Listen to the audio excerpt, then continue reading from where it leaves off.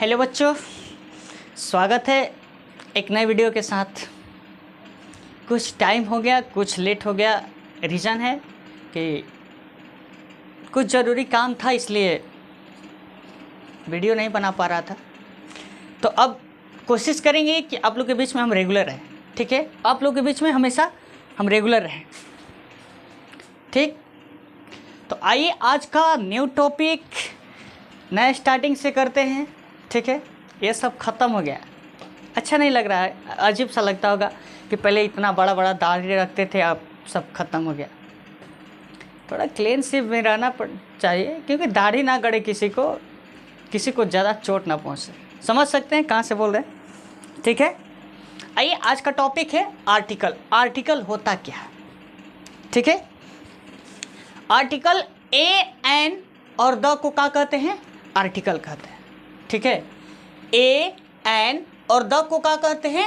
Article कहते हैं। ये तीन ही होते हैं। ठीक है, ए एन द, इसको आर्टिकल कहते हैं। ठीक है, अब आर्टिकल का प्रकार कितना होता है? तो आर्टिकल का प्रकार भाई साहब दो होता है। कितना होता है? दो होता है। कौन कौन? एक इंडेफिनिट आर्टिकल, एक होता है डेफिनिट आर्टिकल। समझ में आया?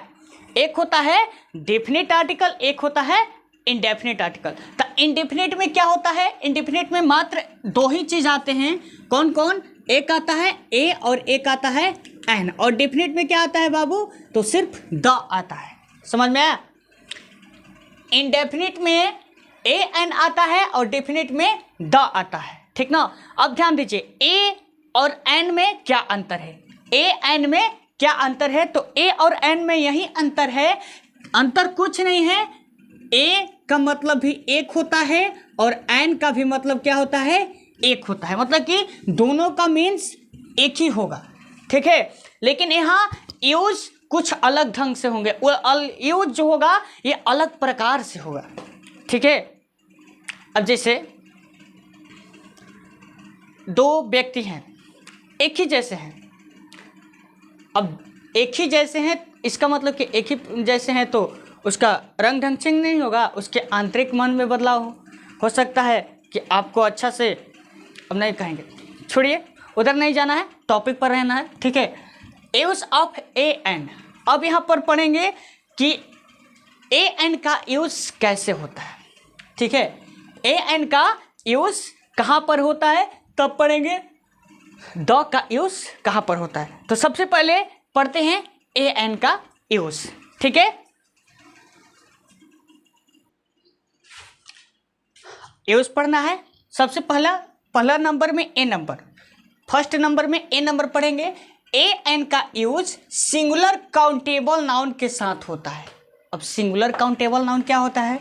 अभी हम नाउन में कुछ दिन पहले पढ़ाए हैं कि सिंगुलर काउंटेबल नाउन के मतलब होता है कि यानी कॉमन नाउन और कोलेक्टिव नाउन।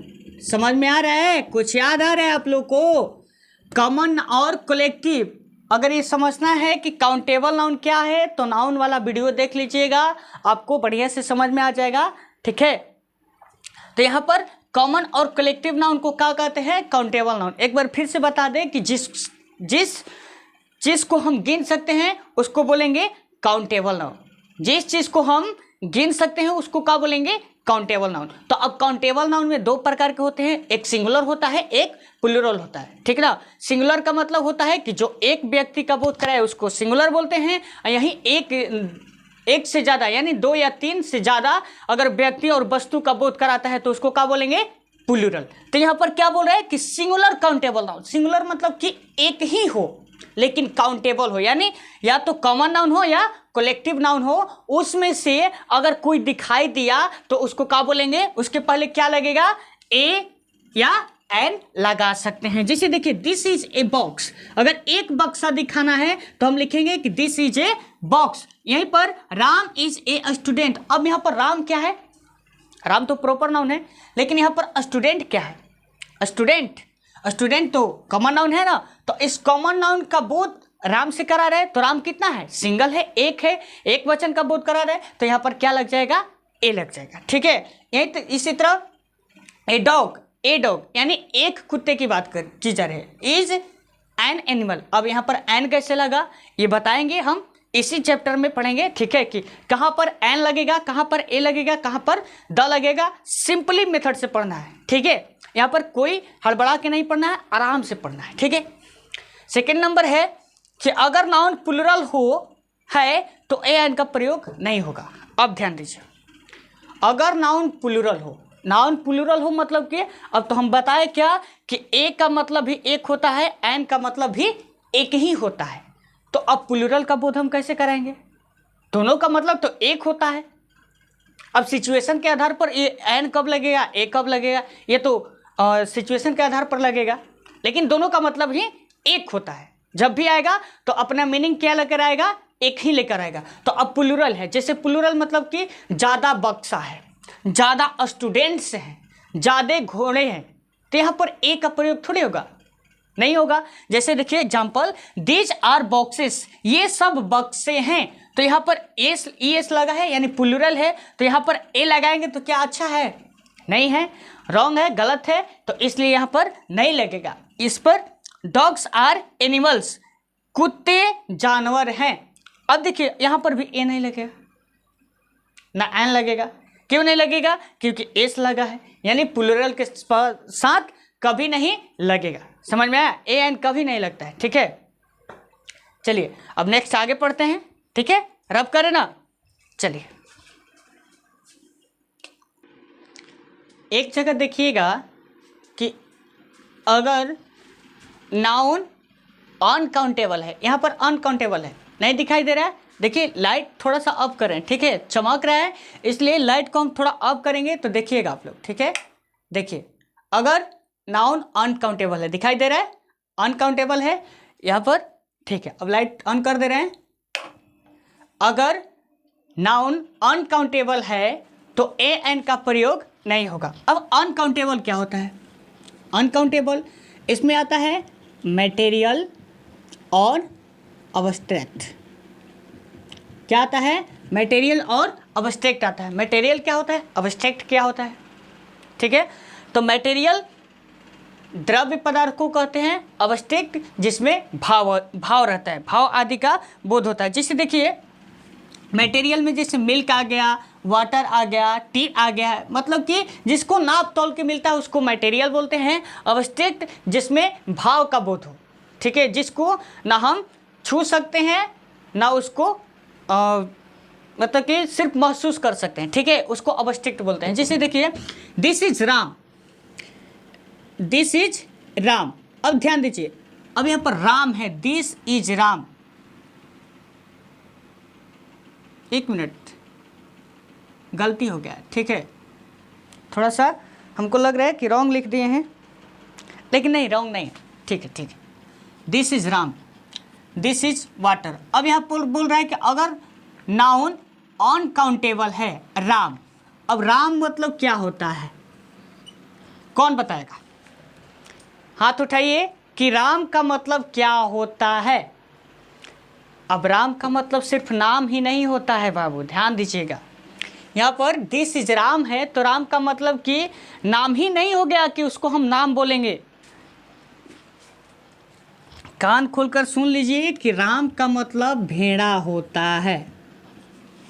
बोलेंगे कि हाँ अभी तक तो ये हमने शब्द सुना नहीं, तो नहीं सुना तो इसी सुनने के लिए इस चैनल को क्रिएट किया गया है, बनाया गया है कि नए नए चीज़ की जानकारी लेते रहिए, पुराने के साथ साथ कुछ नए नए चीज़ें होते रहे। अरे सब कोई तो रोज़ दाल भात खाइबे करता है, कुछ अलग चीज़ का टेस्ट लीजिए, ठीक है।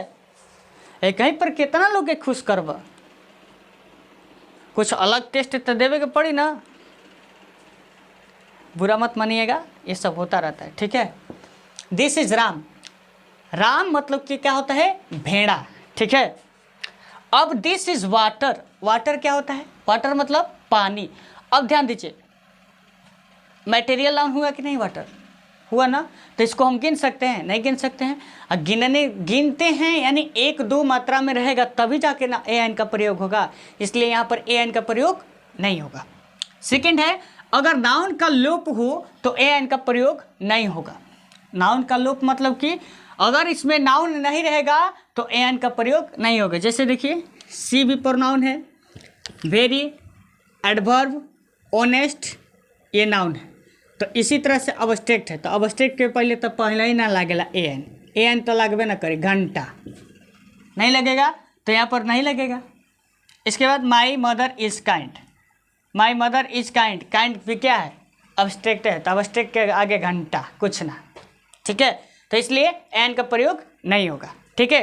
अब नेक्स्ट है, थोड़ा ध्यान दीजिएगा, बोल रहा है कि अगर नाउन के पहले एडजेक्टिव है और एडजेक्टिव के पहले एडवर्ब है, ठीक है, नाउन के पहले एडजेक्टिव है और एडजेक्टिव के पहले एडवर्ब है, रब करके लिख दे क्या, ठीक है लिख देते हैं।